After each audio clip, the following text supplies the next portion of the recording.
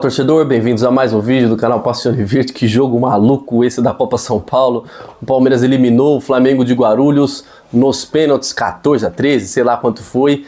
O Aranha, nossa, ele falhou muito feio no gol, né, do Flamengo de Guarulhos, mas depois se redimiu. Pulou várias vezes no canto que o cara bateu e a bola passava por baixo. Tava ali claramente sem confiança, mas no final conseguiu pegar o pênalti. Acho que ele tá se sentindo muito aliviado, ainda mais pela falha que ele teve no jogo. O que me chama a atenção desse time da Copinha, além de falar dos destaques, eu não gosto de falar muito de tática em jogo de Copinha, porque o que é importante, na minha opinião, são as revelações para o time profissional. Mas o que dá a impressão desse time do Palmeiras da Copinha é que eles imprimem um ritmo tão alucinante no começo que o outro time não consegue simplesmente respirar. Os primeiros 25, 30 minutos, o Flamengo não conseguia dominar a bola, porque tinha 2, 3 do Palmeiras mordendo e já ganhando a bola, uma intensidade absurda. Só que eu acho que eles usam tanto essa intensidade que no segundo tempo o nível cai, mas cai muito, cara, porque eles se matam, né, no primeiro tempo, eles se matam nos primeiros minutos e o Flamengo realmente não conseguiu passar do meio campo e o Palmeiras teve a chance, né, de fazer o segundo gol. Perdeu o pênalti e no segundo tempo foi caindo de produção, o Flamengo conseguiu empatar, né, com a falha do Aranha, mas o Palmeiras está classificado. É óbvio que a gente torce para o Palmeiras, vai pegar ou o Ituano ou o Fluminense, que estão jogando agora, já nós vamos saber, né, o adversário do Palmeiras. É claro que a gente torce para o Palmeiras chegar nas quartas, semi, final, ser campeão, a gente sempre torce, mas não é o mais importante. O mais importante é revelar jogadores.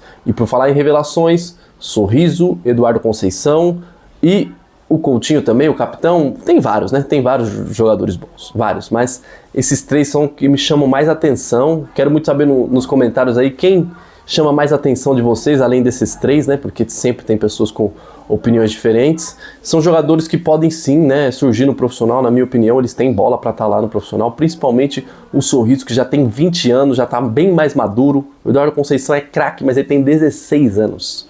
O Sorriso já tem 20, estourou a idade, não tem mais uma Copa São Paulo. É driblador, é ponta, já falei muito dele aqui. O pessoal da até falando, pô, você é empresário dele? Quem dera que eu fosse, não sou. Estou falando bem dele porque realmente eu gostei muito do estilo de jogo dele. Driblador e tal. E é só a gente olhar para os nossos pontas, tirando o Alan. A gente vê que nenhum outro tem o que o Sorriso tem, esses dribles, né? Eu estou falando propriamente do Sousa e do Facundo, que são pontas e não são dribladores, e o Sorriso por isso que eu gostei tanto dele, e do Eduardo, claro, que embora tenha 16 anos, eu acho que ele tem personalidade já para estar entre os profissionais, pelo menos para treinar, sentir como é o duelo com os profissionais. Eduardo Conceição nem estreou e o Arsenal já está de olho na nossa joia. É impressionante como os jogadores do Palmeiras são requisitados na Europa. Saiu em alguns portais, mas principalmente na ESPN, que o Arsenal já abordou, né, o staff do jogador para oferecer um projeto, né? Esse não é uma questão de já fazer proposta para tirá-lo, até mesmo porque ele acabou de fazer 16 anos. É mais a questão de estamos interessados, nós temos um projeto para você e obviamente que esse projeto já começa desde agora e aquela mesma coisa que foi feito com o Endrick e com o Estevão, que já aborda o menino, já oferece um projeto e aí dos 16 ele vai jogando e quando faz 18, o Arsenal vai e pega o jogador. Realmente a multa dele, eu andei lendo, é 100 milhões de euros, por volta de 625 milhões de reais. Aí o que acontece? Ele jogando muito no profissional ou jogando menos no profissional, eu digo de tempo e também de desempenho, vai dizer por quanto ele vai. Porque assim, os 100 milhões é a multa. Ele não vai por 100 milhões de euros, é muito difícil. Sempre vai por menos. Mas quanto menos? Pode ser que ele vá, sei lá, 400 milhões, pode ser que ele valha 500 milhões. Então tudo depende do que vão fazer com o Eduardo Conceição no profissional. Porque se a multa é 100 milhões de euros, 625 milhões de reais, a gente tem que entender o seguinte, ele pode ir por 500 milhões, é muito dinheiro, desde que ele vá para o profissional, jogue, se destaque, fique em radar de seleção, faça muitos gols, assim como fez Endrick, assim como fez o Estevão. Então, para isso, ele precisa começar a se ambientar, né, no futebol profissional. É óbvio que 16 anos é novo assim de uma forma que é inacreditável. Mas eu acho que seria muito importante ele já esse ano fazer parte do elenco profissional, ir treinando, ir acostumando com o confronto com os jogadores profissionais e quem sabe, aí depende dele, se nos treinos com os profissionais ele conseguir desempenhar e fazer perto do que ele faz na base, aí ele tem que ter chance, mesmo que ele tenha 16, 15, 14, a questão é se ele consegue manter esse nível com 16 anos contra os profissionais. Se ele mantiver, obviamente que esse ano eu acho difícil, mas ano que vem começa a ter mais chance, começa a jogar bem, e aí os 625 milhões de reais, né, que é a multa, né, do menino, com certeza ele não vai sair por 625 milhões, mas pode ser que ele saia por 500 milhões, 480, né, com aqueles bônus. Então, assim, mais uma joia nossa, já tá com destino aqui, que já tem time querendo oferecer tudo por ele. É uma boa notícia.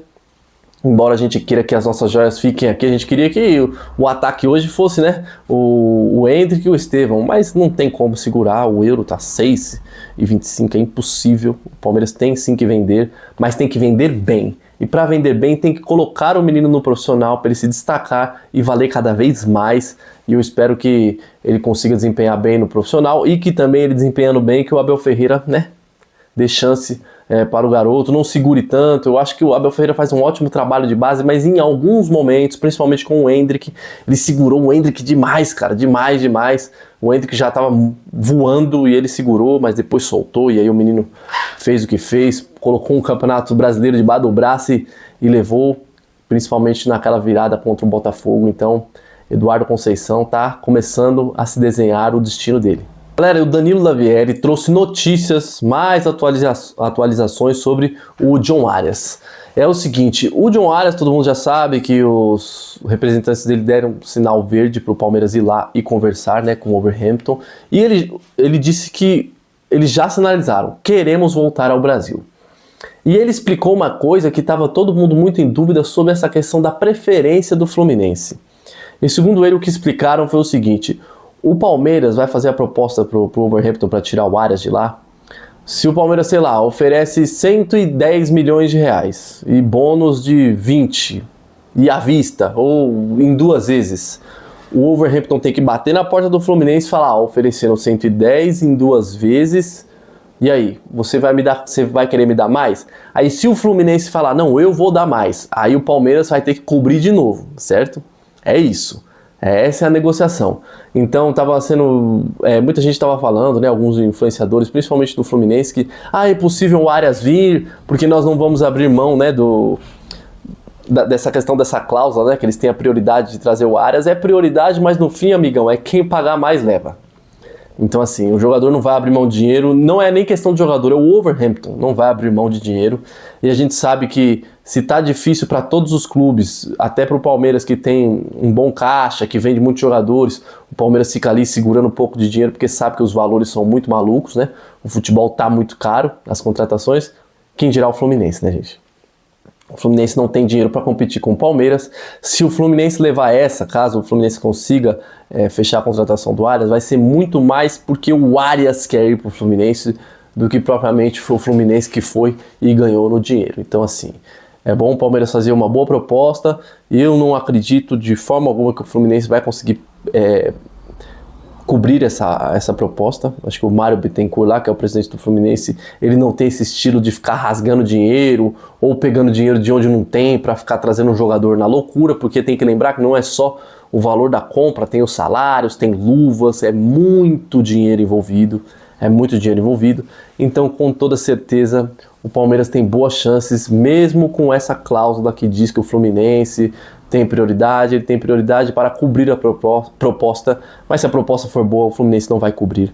Então o Palmeiras tem um caminho, né, difícil, mas muito possível para fechar a contratação do John Arias, segundo Danilo Lavieri. Eu confio muito nas informações dele, é um jornalista palmeirense, inclusive, mas que não exagera nas notícias, sabe? Você vê que é um cara sempre ponderado. Eu não gosto, sinceramente, de pegar informações de fontes, a Almada tá certo, fulano de tal tá próximo para assinar, mas espera aí, cara, esses caras que são os caras que, né, mais sabem das informações, que estão ali nos bastidores do futebol, não deram essas informações, como é que a gente vai botar fé numa coisa dessa, né? Então são sempre informações, quando vem dele, eu vejo que são informações ponderadas e verdadeiras. Então essa é a situação de John Arias.